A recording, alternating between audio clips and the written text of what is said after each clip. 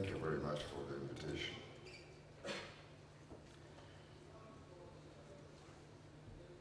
I'm not an expert on food and water. I'm just a simple economist. And by accident, a former president. Let me put some aggregate value to what my friend, President Leonel Fernandez, has put forward to this audience.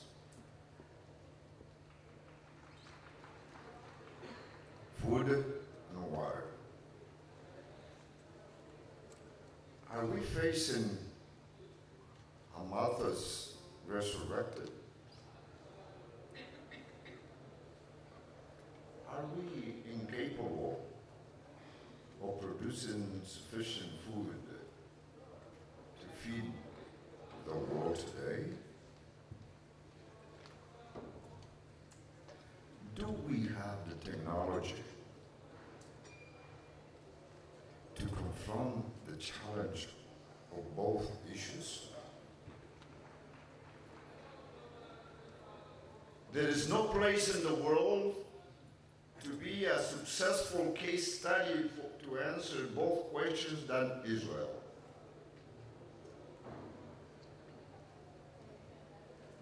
Israel has practically no water, which is needed to produce food. Yet, it has converted, before now being a high-tech country, it was one of the potentials, agriculture, agro-industry country. And it has come to the point of decompose the parts of water from the scarcity that they have in the river or in the Dead Sea. So, what is in the world that worries us? Why are we worried about hunger and the scarcity of water? Maybe it has to do with the lack of communication between those who have the technology and disseminate it around the world. Are we not ready to receive those new technologies? Are we able to contrast the fact that a lot of rivers in the world, the water runs into the sea? You know, when I'm in my country, or when I travel to China or India, I see the water running into the sea.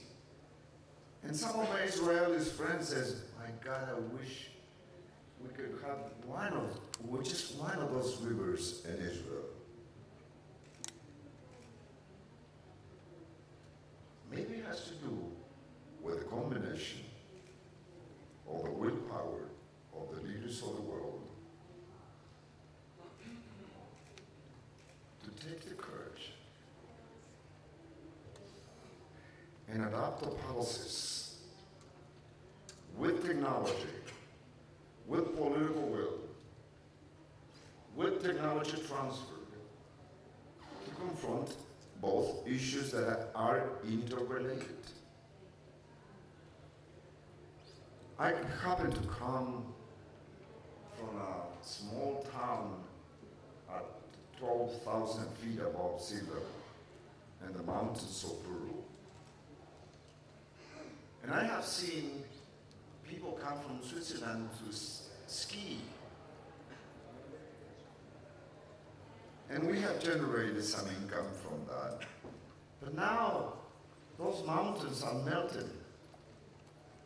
And the water are going to the river. We haven't been able to use the existing technology to build the recipients and hold the water to distribute to our own will.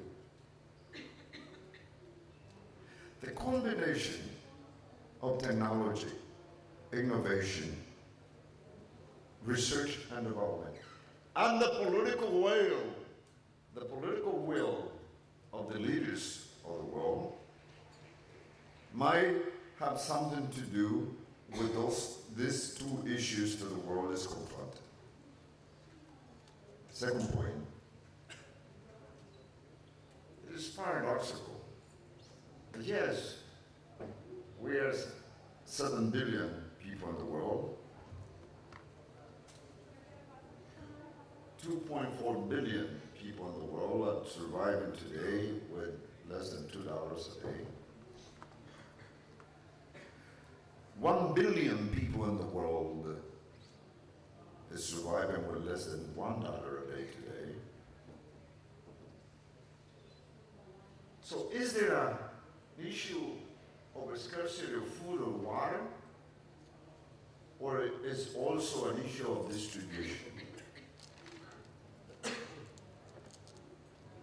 Increased production and productivity together with distribution.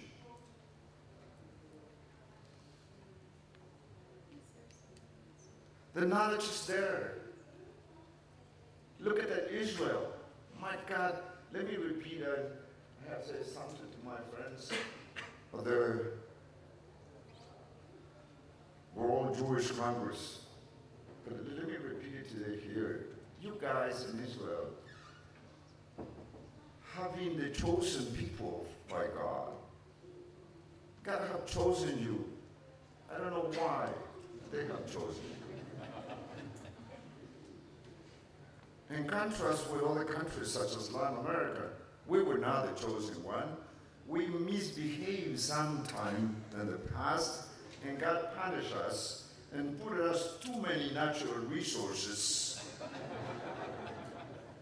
And so we have gold, silver, copper, oil, gas, raw material in general. And governments are very complacent because the prices of commodities in the international market are very high. And we have income. My point is that with today's technology, with the political will, with the adequate public policies, with the will to distribute better the benefits of economic growth, now that the region like Latin America is growing at an average of 6% average. Peru is growing at an average of 9% the last 10 years, except for 2009. Yet,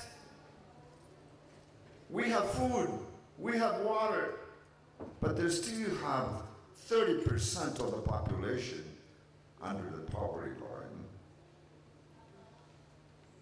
It is still 30% of the population who don't have access to clean water. Maybe there is an issue of social policies. And I say with the moral authority and with a dosage of guiltiness because I have been a president and I only reduced the poverty 10% during my 5 years. Maybe I should have done better. But this is not an issue only of Peru. This is an issue of the world. If the leaders of the world, of the industrialized world, do not have the courage to make the decision to make investments on research and development, to confront these two issues and distribute it better, then the 7 billion people, or later on the 9 billion people, will have to claim and scream and watch it. But the noises of the stomachs of the poor can be louder and louder as the population grows if we don't distribute better the technology and the goods that we have in the world. My conclusion is that we need to be aware, learn, and teach. The challenges that these two issues, that those specialists, like in the University of Jerusalem and Israel in general. But my conclusion is that we need to study, to be aware, and to pressure the leaders of the world to make a decision of these combinations of technology, political will, innovation. Since I'm talking to you in the land of the people of the book, I'm sure that these conclusions of mine is one that will fall in a willing ears. Such a willingness be multiplied like the sun by the sea. Thank you very much.